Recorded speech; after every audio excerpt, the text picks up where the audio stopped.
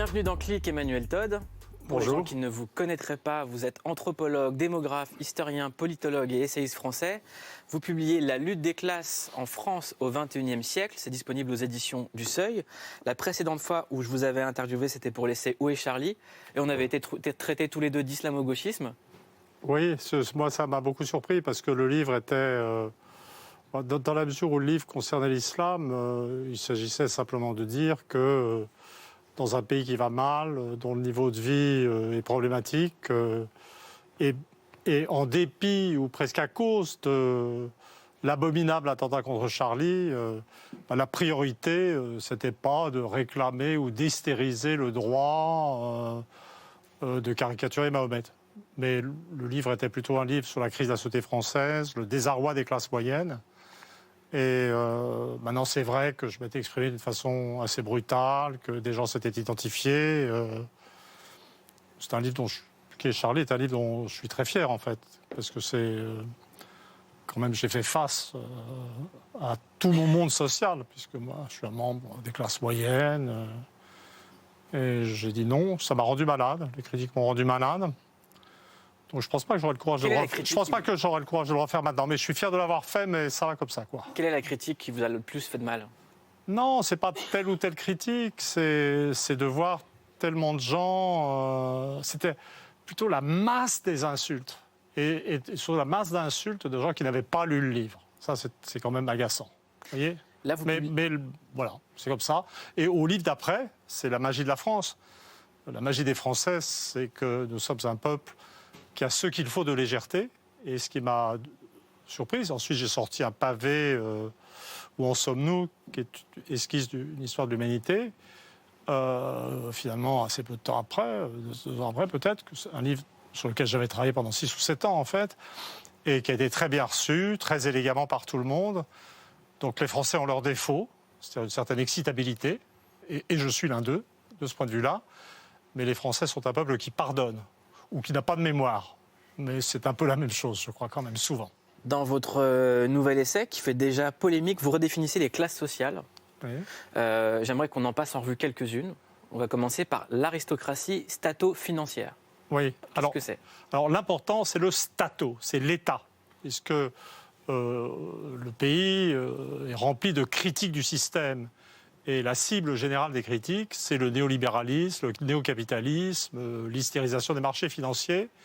Et les gens pensent que les méchants du système, les profiteurs du système, sont des banquiers en haut, ou des gens qui sont dans le secteur privé. C'est vrai dans d'autres pays. Mais en France, l'État français a une place particulière dans le développement de l'économie. L'État a nationalisé, puis privatisé les banques. Et ce qui s'est établi, c'est une sorte d'interaction entre Bercy, les inspecteurs des finances et le système bancaire, mais où le rôle directeur est du côté de l'État. Alors on a les inspecteurs des finances démarrent à Bercy, où ils apprennent à faire de la vérification de comptes.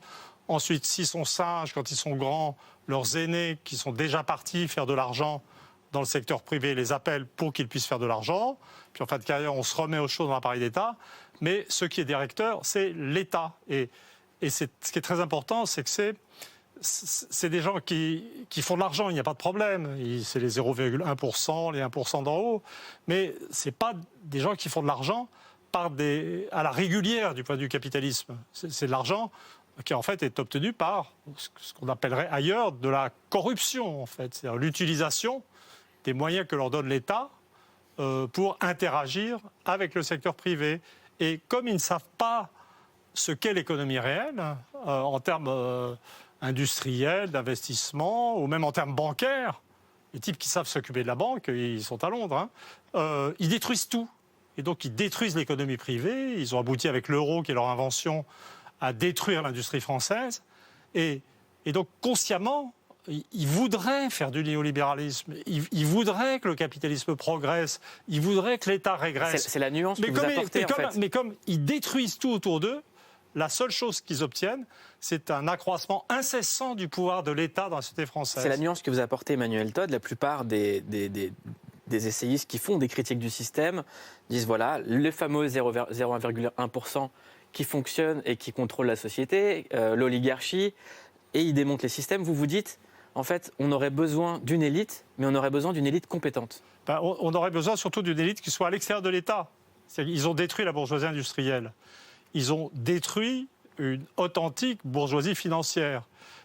Et ce qu'on a maintenant, et puis comme on est bloqué, surtout comme l'État ne veut plus agir à cause de la contrainte de l'euro, la contrainte des règlements commerciaux européens, eh ben, on a un système politique, le système politique qui en vérité contrôlait l'État.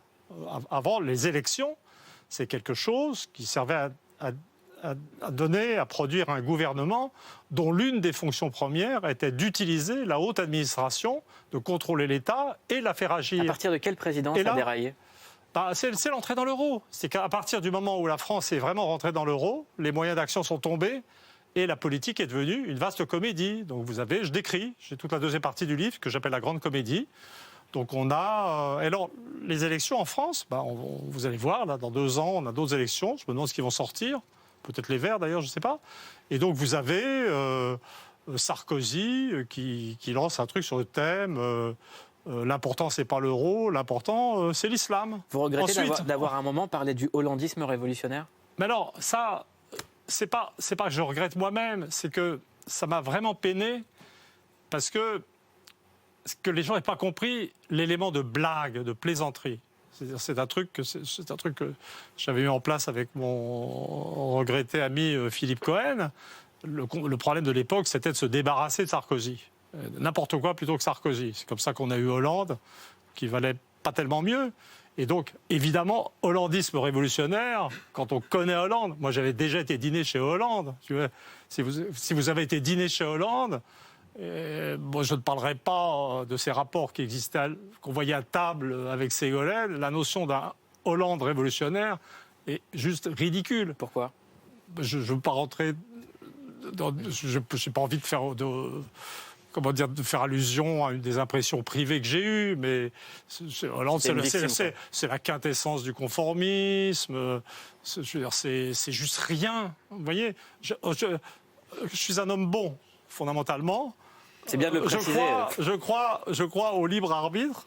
Non, si, je pense. Et donc, et en fait, quand je disais hollandisme révolutionnaire, j'ai fait, c'est vrai, je dirais il y avait 80% de plaisanterie et je laissais 20% de possibilités d'illumination d'un libre arbitre caché et qu'ils se rendent compte, en arrivant au pouvoir, que si ils ne faisaient pas quelque chose pour nous dégager l'orthodoxie financière de l'euro, etc., eh ben, ils seraient transcendés par le rôle. Et en fait... non. Et donc, très vite, j'ai dit, ça va être un nain, il va disparaître. Et d'ailleurs, la France l'a vomi. Vous voyez, exactement, mais c'est ce que vous dites dans votre livre, que la France a vomi François Hollande. Vous dites qu'Emmanuel Macron est fascistoïde. Vous avez des mots très très forts contre les politiques. Est-ce que vous croyez encore aux politiques ? Non, non, dans un contexte français, non. Honnêtement, ils ne m'intéressent plus, je ne veux plus les voir. D'ailleurs, c'est un manque d'intérêt qui est réciproque. Emmanuel Todt, j'aimerais qu'on parle de 2022, où vous n'êtes pas le seul à ne plus croire aux politiques. Et cette défiance du politique profite à une personne qui s'y croit déjà, c'est Marine Le Pen, Clément. Oui, Marine Le Pen, elle était hier sur BFM TV. On l'a écoutée et il semble que pour elle, elle soit aux portes du pouvoir. Est-ce que vous avez le sentiment, la conviction en vous-même que cette fois-ci, en 2022, vous pourrez devenir présidente de la République française ? Oui, j'en ai la conviction. Je pense que nous sommes, encore une fois, de plus en plus proches du pouvoir. Et madame, quand je serai élue, c'est que la majorité du pays m'aura choisi. Ce qui est intéressant, c'est que là, en rhétorique, elle utilise une stratégie qui est la prophétie autoréalisatrice. C'est-à-dire que pour être élu, il faut être présidentiable. Pour être présidentiable, il faut dire qu'on l'est. Et plus on dit qu'on l'est, plus on a de chances d'être élu. Pour vous, Emmanuel Todt et Marine Le Pen, elle est aux portes du pouvoir ? Absolument pas. Tout mon livre montre l'inverse. C'est-à-dire, alors d'abord, de toute façon, le ridicule de sa prestation face à Macron l'exclut. En fait, je veux dire, il faut être raisonnable dans la vie. Quand on a fait une performance pareille et qu'on a montré à des millions de Français, ou à tous les millions de Français possibles dans le contexte, qu'on n'est pas capable simplement de tenir un débat économique. Mais vous avez dit juste avant que les Français pouvaient être amnésiques et pardonner. Oui, mais on peut pardonner, je dirais, des péchés sur les valeurs, sur la psychologie, etc. Mais on ne peut pas pardonner à un homme politique son incompétence économique, si on l'a vu. Je pense que Macron aussi est incompétent économiquement, mais ça, les gens ne le savent pas. Vous voyez, et donc, il n'y a pas de chance. Et en plus, quand on fait la représentation qui nous est offerte de la vie politique française, il y a le macronisme et il y a le lepénisme. Et c'est les deux pôles, et tout s'organise là-dessus. Et les insoumis sont où ? Je veux dire, les insoumis, aux dernières européennes, ils ont explosé. Hein. Mais par contre, la vérité, c'est que jamais la somme Front National, je m'excuse, j'arrive pas à dire Rassemblement National, attitude de vieillard, fixé sur des mots du passé, mais tellement vrai. Et macroniste, c'est 45% du corps électoral. C'est-à-dire que 55% du corps électoral ne sont pas représentés. Ça correspond d'ailleurs à une structure sociale que j'analyse dans le livre, où on voit que le pôle des soi-disant éduqués supérieurs, dominants, winners, etc., que moi j'appelle les losers d'en haut, parce que tous les revenus sont en baisse à part les 1% d'en haut en France, ils représentent 19% de la population. En bas, la classe ouvrière est en contraction rapide. C'est le pôle, je dirais, de solidité du Front National. Et donc, en fait, les deux blocs qui nous sont présentés comme face à face et polarisant la structure sociale sont en contraction. Et donc, ils sont assis sur... Donc, elle n'a aucune chance. Par contre, ce sur quoi je spécule, et qui, pour moi, est, si on peut dire, l'avenir politique, que les gens ne voient pas se dessiner. C'est-à-dire que je pense que les gens sous-estiment la gravité de la situation politique de la France. Donc, on est dans un pays dont le niveau de vie baisse. On n'a jamais côtoyé un tel déclassement. Voilà, je pense même que ça n'est pas arrivé durant le 19e siècle. C'est quelque chose de radicalement nouveau dans l'histoire. Je veux dire, on est dans un système où les partis politiques ont implosé. On est dans un système où le gouvernement ne peut rien faire sur le plan économique à cause de la contrainte de l'euro et à cause des règlements commerciaux européens. Tout ça étant dominé, en vérité, par la puissance majeure en Europe. Ce n'est pas sa faute, mais c'est comme ça. C'est l'Allemagne. Donc, on est dans un pays où l'État...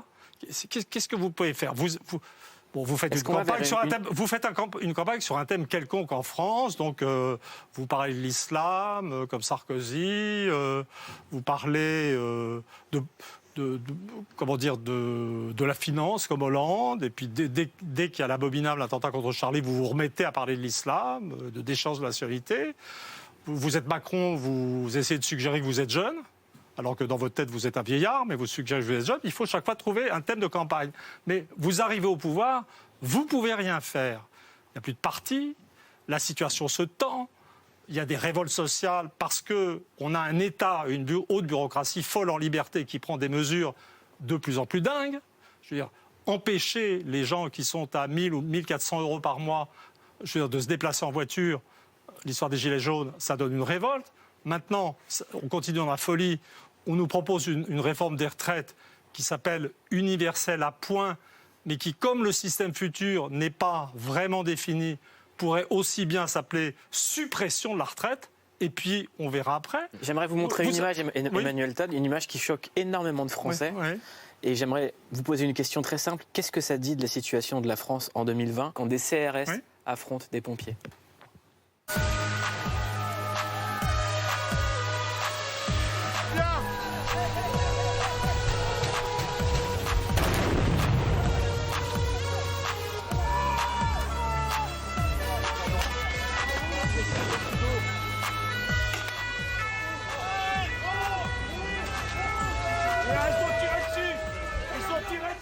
Qu'est-ce qu'il y a de gravissime et de choquant dans ces images pour vous ? C'est que ça mène à la réalité.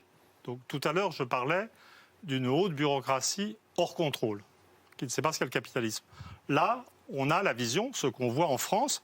Vous parlez des policiers face aux pompiers, mais on a des gamins de lycée mis en garde à vue pour un feu de poubelle. On voit des avocats en colère, on voit des policiers. Je voudrais parler juste des policiers. On voit des policiers qui font des croche-pieds à des gens pour un oui ou pour un non. En fait, on a une haute bureaucratie en liberté et maintenant, on a une police en liberté. C'est-à-dire qu'il n'est plus sous contrôle. Le gouvernement s'en est tellement servi pour faire cogner, avec les consignes qui vont avec, que la police aussi semble avoir pris son autonomie. Emmanuel Todd, j'aimerais qu'on parle de l'actualité du jour. C'est notre premier lundi sans Londres dans notre cœur. Ben oui, c'est arrivé avec un an de retard par rapport à la date prévue. Le Brexit a eu lieu vendredi dernier à minuit. C'est la première fois que l'Union européenne perd un de ses États membres, ce qui signifie très concrètement qu'elle va perdre 66 millions d'habitants et 15% de sa puissance économique. À Londres, évidemment, on a assisté à des scènes de liesse où les militants pro-Brexit ont chanté au son de l'hymne national. On ne sait pas encore concrètement ce que ça va changer. On sait juste qu'il y aura une phase de transition de 11 mois pendant laquelle l'Angleterre va devoir un petit peu renégocier son lien avec l'Union européenne sur les relations commerciales. On a vu une des premières conséquences concrètes du Brexit la semaine dernière. C'était au Parlement européen où les parlementaires ont fait leurs adieux à 73 députés britanniques.